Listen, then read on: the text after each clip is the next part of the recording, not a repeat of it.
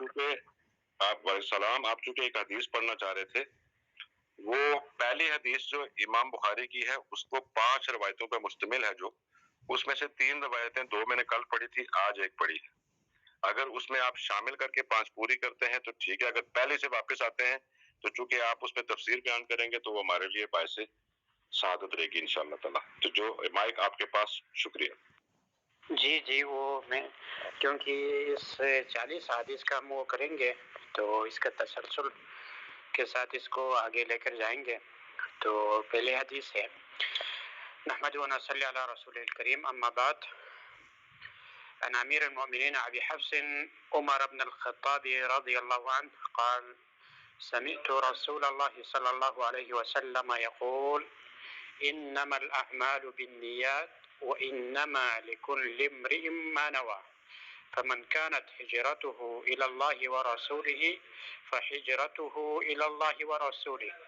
ومن كانت هجرته للدنيا يصيبها او امرأة ينكحها فهجرته الى ما هاجر اليه۔ یہ اس حدیث کے حوالے سے یہ تمام عبادات، تمام اعمال کا ایک اہم بنیادی اور بلکہ اس کی صحت اور بطلان ہونے کا دار مدار یعنی نیت کے حوالے سے اس حدیث پر بات کی گئی ہے۔ تو اس حدیث میں نیت کی اصلاح اور اہمیت کو بیان کیا گیا ہے۔ حضرت عمر بن الخطاب رضی اللہ تعالی عنہ فرماتے ہیں کہ میں نے رسول اللہ صلی اللہ علیہ وسلم کو فرماتے سنا کہ آپ نے فرمایا تمام اعمال کا دار مدار نیتوں پر ہے، اور ہر شخص کے لیے وہی کچھ ہے جس کی اس نے نیت کی۔ چنانچہ جس شخص نے ہجرت کی اس کی نیت اللہ اور اس کی رسول کی طرف ہے تو اس کی ہجرت باعتبار انجام بھی اللہ اور اس کی رسول کی طرف ہی ہے، اور جس کی نیت ہجرت میں دنیا حاصل کرنے یا کسی عورت سے نکاح کے لیے ہو تو اس کی ہجرت کے انجام اور اس کے ثواب و عقاب بھی اسی چیز کی طرف ہے جس کی طرف اس نے ہجرت کی۔ اس حدیث کو امام بخاری اور مسلم دونوں نے دیگر اصحاب سنن نے بھی روایت کی ہے، بلکہ امام بخاری نے اپنی کتاب کی ابتدا اسی حدیث سے کی ہے، اور امام بخاری کے بعد تمام ائمہ حدیث جب بھی کوئی کتاب لکھتے حدیث کی تو اس حدیث کو اپنی کتاب کی شروع میں لاتے ہیں، چونکہ اس میں نیت کے اوپر بات کی گئی ہے، لہذا ائمہ یہ چاہتے تھے کہ جب بھی کوئی چیز بیان کیا جائے یا لکھا جائے تو انسان اپنی نیت کی تصحیح کر لے اور اس کے دل میں اس کی یہ نیت ہو کہ جب وہ کوئی کام کر رہا ہو اس میں اللہ کی رضا اور اللہ کی خوشنودی ہو۔ نیت کی اصل حکمت اور مشروعیت کی اللہ تعالیٰ نے اس چیز کو، نیت کو کیوں مشروعیت دی ہے؟ چونکہ ہر عمل میں نیت کو مقدم اس لیے رکھا گیا ہے تاکہ نیت کے ذریعے ہی عبادات اور عادات میں فرق ہو سکے۔ جو کام آپ اللہ کی رضا کے لیے اور دین سمجھ کر کر رہے ہیں، اللہ کا حکم سمجھ کر عمل کرتا ہے، اس پر ثواب ملتا ہے، اور جس عمل کو ہم صرف عادت کے طور پر کرتے ہیں وہ عبادت میں شامل نہیں ہوں گے۔ ہاں، اگر ان عادتوں کو انسان بندہ مومن اللہ کا حکم اور ثواب اور اللہ کی رضا کی غرض سے کرے تو وہ عادت بھی عبادت میں شامل ہو جاتا ہے، وہ عبادت میں تبدیل ہو جاتا ہے۔ جیسے کہ غسل کرنا، عام طور پر غسل، واجب غسل، وہ عبادت میں شامل ہوتا ہے، اور جب بندہ گرمی سے بچنے کے لیے، ٹھنڈک حاصل کرنے کے لیے غسل کرتا ہے تو وہ عادت میں ہوتے ہیں، وہ عادتاً ہوتے ہیں۔ لیکن اگر وہ اس سے عبادت کی نیت کر کے کرے تو وہ عام مباح فعل بھی وہ عبادت میں شامل ہوں گے۔ اور اسی طرح کوئی بھی آدمی اپنے اہل عیال پر خرچہ کرتا ہے، جب وہ اس خرچ کو ان کی کفالت ہو عبادت اور اللہ کا حکم اور ثواب کی نیت سے کرے تو جو عام مباح وہ اپنے بچوں کو کھلاتا پلاتا ہے پہناتا ہے یا اپنے نفس پر جب وہ جو کچھ وہ خرچ کرتا ہے تو وہ بھی عبادت میں شامل ہوں گے۔ اسی طرح ایک آدمی سوتا ہے، اگر وہ یہ تو مباح عمل ہے لیکن وہ اپنی نیت سے یہ نیت کرتا ہے کہ میں کل صبح جب اٹھوں گا پھر وقت پر سو جاؤں گا تو فجر کی نماز پڑھ گے، جماعت پڑھ گے، اور اسی طرح میں اپنی نشاط پوری قوت اور نشاط کے ساتھ جو رزق حلال میں نے کمانا ہے دین کو، جس سے میں نے بچوں کو پالنا ہے، اس کے لیے میرے دل میں ہمت اور قوت ہوگی جسم میں، تو اس وقت اس کا سونا بھی عبادت میں شامل ہوں گے۔ ایک چیز یہ ہے، اور یہ مراتب عبادات کو ہی فرق کرتا ہے۔ ایک ہے عبادت، نماز عبادت ہے، لیکن اس میں جب آپ کس نماز کی نیت کر رہا ہو، آپ فرض نماز کی نیت کر رہے ہیں یا نفل کے کر رہے ہیں، اسی طرح آپ کی نیت ظہر ہے یا عصر ہے، ان چیزوں میں نیت ہی فرق کرتی ہے۔ تو اس لیے ہر قسم کے عبادت میں کی شروع کرنے سے پہلے نیت پر زور دیا گیا ہے، بلکہ بغیر نیت کی کوئی عمل جس کا دین سمجھ کر ایمان عمل سمجھ کر کرتے ہو، اس عبادت میں نیت ضروری ہے۔ ہاں، اس چیز میں جیسے طہارت کے بعض مسائل میں اس وقت جب آپ اس سے نجاست دور کر رہے ہو، اس وقت اس میں نیت شرط نہیں ہے۔ طہارت میں نیت شرط ہے، غسل میں، وضو میں، لیکن آپ کے کپڑے پر یا کسی جگہ پر نجاست لگی ہو، پڑا ہو، تو اس وقت اس نجاست کو دور کرنے کے لیے نیت ضروری نہیں ہے، بلکہ وہ کسی بھی طرح بغیر نیت کے مٹی کے بارش کے پانی سے یا کوئی اور دوسرا اٹھ کر اس کو صاف کرے، وہ زائل ہو جائے تو اس وقت وہ زائل طہارت حاصل ہو جاتا ہے نجاست سے، لیکن اس میں نیت ضروری نہیں ہے۔ اور نیت کا مفہوم کیا ہے؟ نیت کا مفہوم دراصل دل کا قصد اور مراد ہے، اور نیت کے تلفظ کے بارے میں، زبان سے کہنے کے بارے میں اگرچہ یہ ایک فقہی اور اختلافی مسئلہ ہے، لیکن جہاں تک راجح قول علماء کا یہی ہے کہ نیت کو لفظوں سے، زبان سے ادا کرنے میں رسول اللہ صلی اللہ علیہ وسلم سے حج کے بارے میں یہ وارد ہے، لیکن دیگر اعمال کے بارے میں ہر چیز کے لیے الگ الگ سے نیت رسول اللہ صلی اللہ علیہ وسلم سے وارد نہیں ہے۔ تاہم یہ ایک فقہی مسئلہ اور اختلافی مسئلہ ہے، اس لیے ہم اس کو چھوڑ دیتے ہیں، اس میں نہیں پڑھتے۔ اور خصوصاً نیت، آپ کی نیت خلوص، اخلاص، یہ دوسرا نام ہے کہ آپ جو عمل کر رہے ہو، ہم جو کام کرتے ہیں، نماز یا عبادات کرتے ہیں، وہ اللہ تعالیٰ کے لیے خالص ہو۔ ہم جو بھی عمل کریں وہ ریاکاری سے پاک ہو، اس میں رضا الہی مقصود ہو، اور اس میں سب سے بڑھ کر آج ہم یہاں جو بیٹھے ہیں، آج ہم اپنے آپ سے پوچھیں ہم یہاں کیوں بیٹھے؟ کیا ہم دین سیکھنے کے لیے اور اس پر عمل کرنے کے لیے بیٹھے ہیں، یا ہم صرف وقت ضائع کرنے کے لیے، ٹائم پاس کے لیے بیٹھے ہیں؟ تو اسی سے پہچان ہوگی۔ اور اسی طرح ہمارے علماء، ہم طلباء جب علم حاصل کرتے ہیں تو اس سے کیا مقصد ہے؟ کیا اگر ہمارا مقصد یہ ہو سب سے پہلے اپنے آپ سے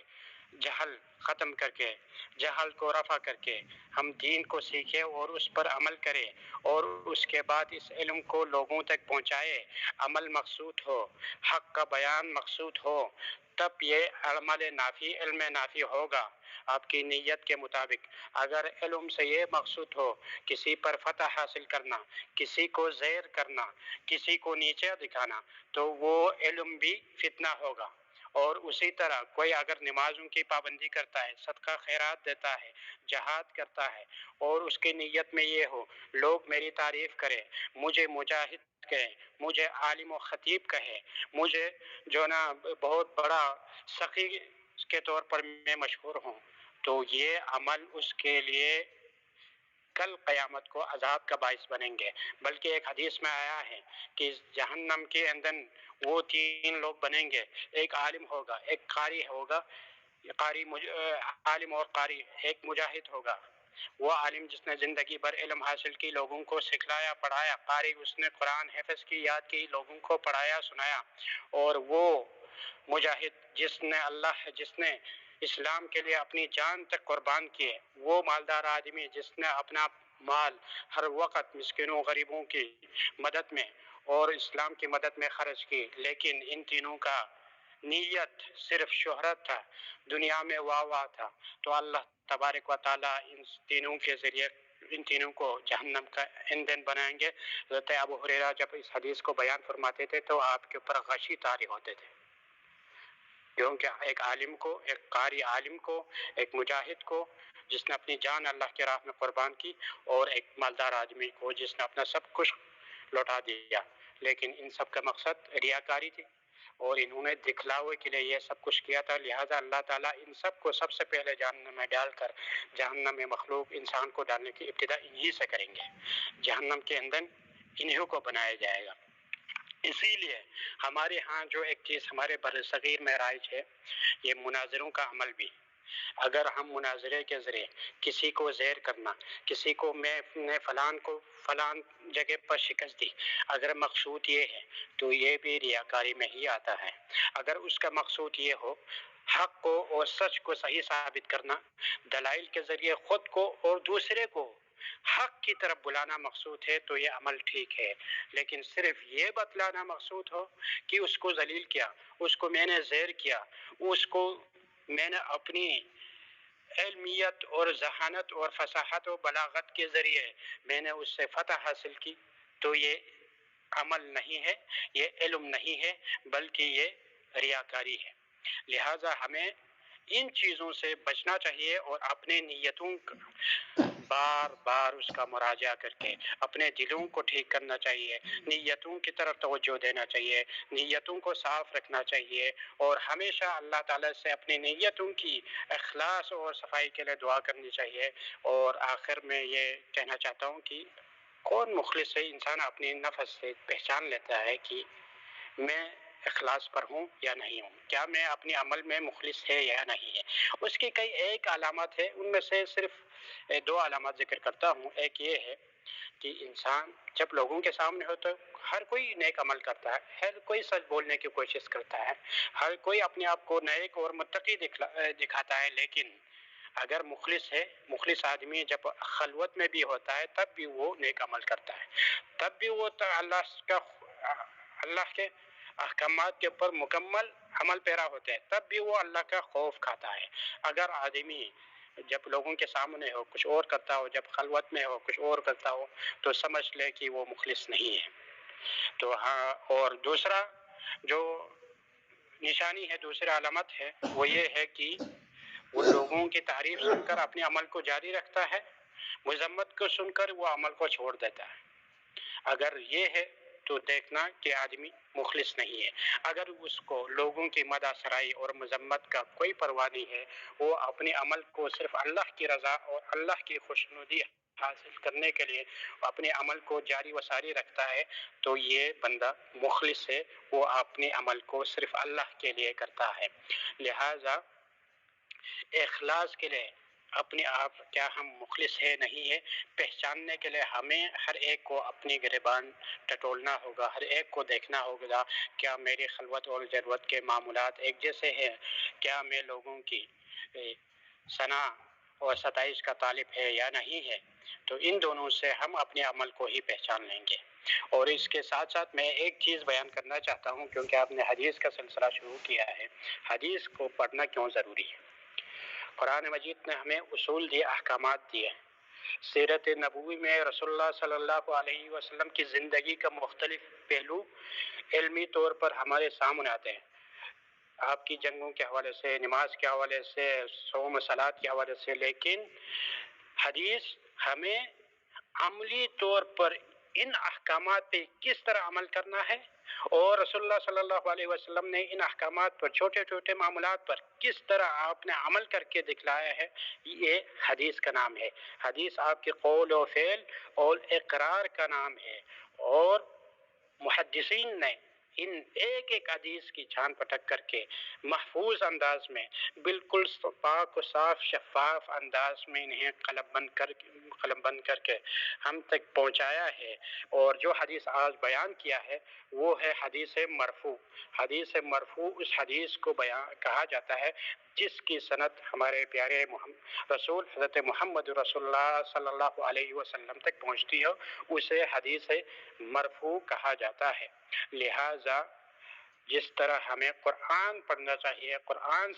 سیکھنا چاہیے، اسی طرح ہمیں حدیث بھی سیکھنا چاہیے، کیونکہ اما عائشہ فرماتی ہے جب ان سے رسول اللہ صلی اللہ علیہ وسلم کی زندگی اور آپ کی اخلاق کے بارے میں پوچھا گیا، کان خلقہ القرآن، آپ تو چلتا پھرتا قرآن تھا، تو ہمیں سمجھنے کے لیے کہ آپ کی زندگی کے اعمال کیسے تھے، ہمیں کس طرح چلنا چاہیے اور کس طرح اسلام پر عمل کس طرح کرنا چاہیے، یہ ساری چیزیں ہمیں حدیث سے ہی ملیں گے۔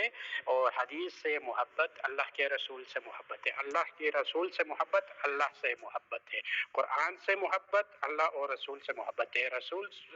حدیث سے محبت اللہ اور اس کی رسول سے محبت ہے۔ لہٰذا ہمیں قرآن مجید کے ساتھ ساتھ احادیث کو بھی پڑھنا چاہیے تاکہ ہمیں صحیح معنوں میں قرآن سمجھ میں آئے، اور عمل کا جو طریقہ آپ نے دیا ہے اسی طریقے پر چل کر ہم اسی انداز میں عمل کریں جس انداز میں رسول اللہ صلی اللہ علیہ وسلم نے کر کے ہمیں دکھایا ہے۔ اللہ تبارک و تعالیٰ سے دعا ہے ہمیں اپنے دلوں کو پاک صاف کرنے کی، اپنی نیتوں کی اصلاح کرنے کی توفیق عطا فرمائے، اور جو بھی ہم عمل کریں وہ صرف للہ اور اللہ کے لیے خالص ہو، اور جو عمل ہم کریں وہ اللہ کے رسول کی سنت کے مطابق ہو، اور یہی اسی پر ہمارا زندگی گزرے، اور اخلاص کے ساتھ ہمیں کل دنیا سے لا الہ الا اللہ پر مخلص ہو کر دنیا سے جانے کی توفیق دے، جس کے لیے رسول اللہ صلی اللہ علیہ وسلم نے بشارت دی، من قال لا الہ الا اللہ خالصا من قلبہ دخل الجنہ، جس نے لا الہ الا اللہ کی مخلص ہو کر گواہی دی، مخلص ہو کر اقرار کیا، وہ جنت میں داخل ہوں گے۔ اللہ تعالیٰ سے دعا ہے اللہ تعالیٰ ہمیں ہر عمل میں اخلاص کی توفیق عطا فرمائے۔ وآخر دعوانا ان الحمد للہ رب العالمین۔